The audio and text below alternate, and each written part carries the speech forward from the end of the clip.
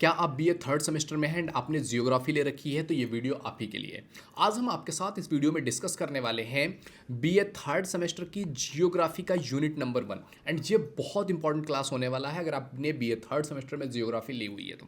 क्योंकि जब भी आप पहला चैप्टर पढ़ते हैं ना तो पहला चैप्टर मोस्ट प्रॉब्लम मैंने जितने सारे सब्जेक्ट्स पढ़ाए हैं ना मुझे पता है एटलीस्ट 20 to 30% जो आपका पूरा सिलेबस होता है ना वो कवर होता है आपके यूनिट नंबर 1 में।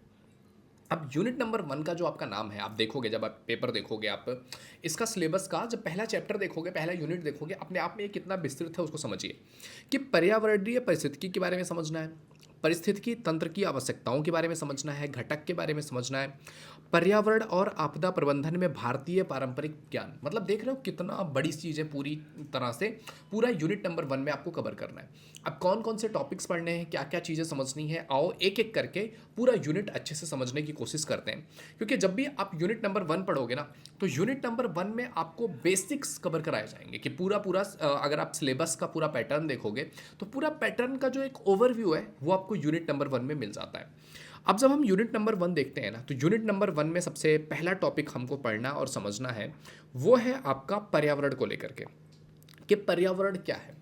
अब पर्यावरण शब्द जब आपके माइंड में आता है तो सबसे पहली चीज़ आपके माइंड में क्या क्लिक करती है पर्यावरण को लेकर के कि हमारे चारों तरफ का जो ये वायुमंडल का घेरा है यही हमारा पर्यावरण है, हमारे आसपास की चीज़ें हैं सब कुछ। तो अगर आप इसको थोड़ा सा वर्डिक फॉर्म में रखना चाहोगे यानी कि डेफिनेशन के फॉर्म में तो पर्यावरण शब्द की अगर उत्पत्ति की बात करेंगे तो यह फ्रांसीसी शब्द एनवायरन से बना हुआ है। एनवायरन से एनवायरनमेंट बना हुआ है जिसका अर्थ होता है चारों ओर या घेरना। मतलब हमारे चारों ओर इस चीज़ें जो हमें चारों तरफ से घेर के रखे हुए हैं इसी को हम क्या कहते हैं, वातावरण कहते हैं या पर्यावरण कहते हैं। इसका मतलब है कि पर्यावरण वे चीज़ें या वस्तुएं या घटनाएं शामिल होती हैं पर्यावरण में जो हमें घेरती हैं।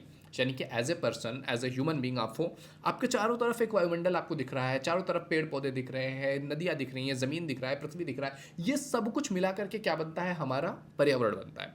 तो बेसिकली पर्यावरण को अगर आप समझने जाओगे तो आपके चारों तरफ का जो आवरण जिसने आपको चारों तरफ से ढक रखा है, चारों तरफ से घेर रखा है, इसी को हम पर्यावरण कहते हैं। ओके। अब पर्यावरण के घटकों की अगर बात करोगे ना कि पर्यावरण के घटक कौन कौन से हैं तो पर्यावरण में दो टाइप के घटक आपको देखने को मिलेंगे। एक वो घटक जो अजैविक हैं और एक वो घटक जो जैविक हैं। यानी कि कुछ ऐसी चीज़ें जो अजैविक हैं यानी कि निर्जीव हैं और कुछ चीज़ें जो सजीव हैं जो जैविक हैं। तो अजैविक क्या होता है, जिसका अर्थ होता है निर्जीव घटक, और जैविक मतलब क्या होता है, सजीव घटक। यानी कि निर्जीव घटक में आपके आसपास बहुत सारी चीज़ें हैं। जैसे कि निर्जीव में आप देखोगे पत्थर पड़े हैं आपके आसपास, निर्जीव हैं। जो कुछ बहुत ऐसे माउंटेन्स हैं जो निर्जीव हैं। बहुत सारी चीज़ें आपके आसपास आपको दिख जाएंगी। जैसे कि अभी आप देखोगे ये भी पेन भी निर्जीव है, ये माइक जिसमें मैं बोल रहा हूँ ये माइक भी निर्जीव है, आईपैड भी निर्जीव है। बहुत सारी चीज़ें आपके आसपास आपको क्या दिख जाएंगी, निर्जीव घटक जिनके साथ आप कहीं ना कहीं कनेक्टेड हो। और बहुत सारे जैविक घटक मिल जाएंगे जैसे नदियाँ हो गई, पानी हो गया, पेड़ पौधे हो गए, जानवर हो गए, इन्वायरमेंट में पता नहीं कितने टाइप के चीज़ें चल रही हैं, वो सब क्या है, जैविक घटक है। तो हमारे जो इन्वायरमेंट है ये दो तरह के घटकों से मिलकर के बना हुआ है, जैविक और अजैविक घटक। अब हम अगर वायुमंडल की तरफ बात करें ना कि वायुमंडल जो हमारा ये जैविक घटक है, इस जैविक घटक में इंपॉर्टेंट पार्ट्स कौन से हैं, तो हमारे ये जो जैविक घटक है इसका इंपॉर्टेंट पार्ट है हमारा वायुमंडल। क्यों, वायुमंडल नहीं होता तो हम जीवन की एग्जिस्टेंस के बारे में सोच भी नहीं सकते थे कि अगर हमको हवा ही नहीं मिल रही है, ऑक्सीजन ही नहीं मिल रहा, हम जिंदा ही नहीं रह पाते। तो एक इंपॉर्टेंट पार्ट क्या है, वायुमंडल। दूसरी चीज़ क्या है, स्थल मंडल, जमीन ही नहीं होता, रहते कहाँ पे, तो स्थल मंडल भी इंपॉर्टेंट पार्ट है। जल मंडल भी इंपॉर्टेंट है क्योंकि पानी बहुत इंपॉर्टेंट है आपके लाइफ के, बहुत सारे स्पेक्ट्रम उससे फुलफिल होते हैं। चौथी चीज़ आता है आपका जैवमंडल। जैवमंडल भी इंपॉर्टेंट है। जैवमंडल क्या होता है वो मैं अभी आगे बढ़ते हुए आपको बताता हूँ। सबसे पहले बात करते हैं वायुमंडल की। वायुमंडल क्या है, तो वायुमंडल नाइट्रोजन, ऑक्सीजन और अन्य गैसों से बना हुआ है जिसमें हवा के रूप में पृथ्वी को चारों ओर से घेर रखा है। अब आपको वायुमंडल के रूप में क्या दिख रहा है कि हमारा जो वायुमंडल है चारों तरफ से इसमें बहुत सारी तरह की गैसें हैं, लेकिन उन गैसों में सबसे ज़्यादा मात्रा में कौन सी गैस है, नाइट्रोजन, और उसके बाद कौन सी गैस है, ऑक्सीजन, और अन्य गैसें भी हैं। इनसे मिलकर के हमारा वायुमंडल बना हुआ है। अब जब आप थोड़ा सा इसको डिटेल में समझने जाओगे कि कितना नाइट्रोजन, कितना ऑक्सीजन, कितना अन्य गैसें, तो 78% पार्ट जो है हमारे वायुमंडल का वो नाइट्रोजन से बना है, 21% पार्ट जो हमारे वायुमंडल में है वो ऑक्सीजन है, और 1% अदर गैसें हैं। इनके घिराव से बना हुआ है हमारा वायुमंडल, जिसमें हम सांस लेते हैं, जिसमें पेड़ पौधे सांस लेते हैं और जिंदगियां पनपती हैं। अब बात करते हैं स्थल मंडल की। स्थल मंडल किसको कहते हैं? तो स्थल मंडल वो मंडल है जो ठोस चट्टान है जो ग्रह को ढकती हैं, यानी कि जो पृथ्वी को चारों तरफ से ढकती हैं, जो ग्रह बनाती हैं बेसिकली, उसको हम कहते हैं स्थल मंडल, यानी कि जो जमीन है, जमीनी पार्ट है। इसमें मेंटल की पपड़ी के और सबसे ऊपरी पार्ट को शामिल किया गया है, यानी कि जो हमारे पृथ्वी के सबसे ऊपरी पार्ट है उसको क्या कहते हैं? मेंटल। उसकी जो ऊपर की पापड़ी है, ऊपर जो है जो पृथ्वी का, तो उसी को हम क्या कहते हैं? आपका स्थल मंडल कहते हैं। अब स्थल मंडल दो टाइप्स के होते हैं। अब स्थल मंडल कौन कौन से दो टाइप्स के होते हैं?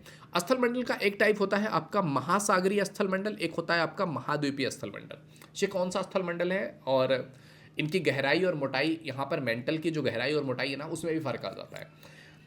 महासागरीय स्थल मंडल वो स्थल मंडल है जो महासागरों के नीचे, जैसे महासागर है, मान लिया समुंदर है, मान लिया समुंदर 10 किलोमीटर गहरा है, लेकिन उस 10 किलोमीटर गहराई के बाद नीचे कहीं तो आकर के ज़मीन है ना, कहीं तो स्थल पार्ट है ना। ज़मीन गहरा है इसीलिए वो पानी भर गया है तो समुंदर बन गया है।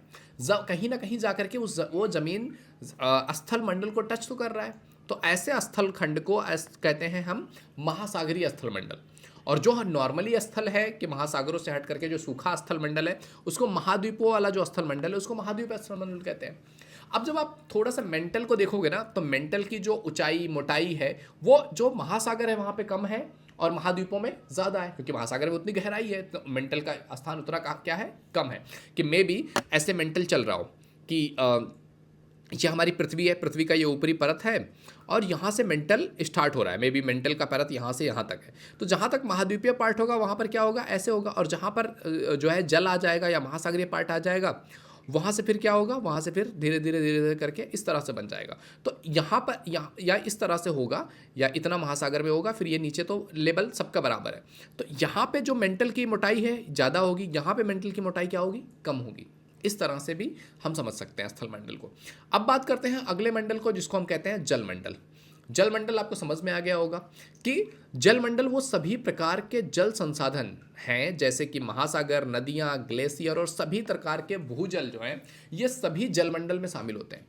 जल मंडल में कौन कौन से जल शामिल हैं? सभी जल संसाधन, जहाँ से भी आपको जल मिलती है, चाहे वो जल आपको समुद्र में मिलती है, नदियों में मिलती है, झीलों में मिलती है, ग्लेशियरों में मिलती है, या फिर ज़मीन के अंदर जो जल पाया जाता है, ये सारे जल के जो संसाधन हैं ये सब मिलकर के जलमंडल का निर्माण करते हैं और जलमंडल बनाते हैं। अब इसमें अगर हम देखें ना, तो पृथ्वी का हमारा जो 70% पार्ट है वहाँ पर क्या है? जल है, और 30% भाग ही भूमि से ढका हुआ है, बाकी 70% पार्ट पे जल ही जल है। अगर आप थोड़ा सा पृथ्वी को देखोगे ना, जैसे मैंने यहाँ पे बनाया हुआ है, इसको देखो, थोड़ा सा जूम करके आपको दिखाता हूँ। ये देखो, ये हमारी पृथ्वी का ग्लोब का मानचित्र है। अब यहाँ पर देख रहे हो आप, यहाँ से यहाँ तक मैं थोड़ा सा इसको और पतला करता हूँ, आई थिंक पतला ही है, चलो ठीक है। तो यहाँ से यहाँ तक देख रहे हो, ये सारे क्या है? पानी ही पानी, और इसके पीछे भी पानी है। ज़मीन कहाँ पे दिख रहा है? ये थोड़ा सा पार्ट, ये थोड़ा सा पार्ट, बाकी इधर पूरा पूरा पानी है। तो इट मीन्स कि बहुत ज़्यादा 70% पार्ट क्या है? जल है, बाकी आपका 30% पार्ट पे ही ज़मीन एग्जिस्ट करता है। इसके बाद बात करते हैं जैवमंडल की। एंड जैवमंडल क्या होता है? जैवमंडल होता है कि जहाँ पर जीवन संभव हो, जहाँ पर जीवन हो। अब जीवन के लिए क्या चाहिए? स्थलमंडल भी चाहिए, जलमंडल भी चाहिए और वायुमंडल भी चाहिए।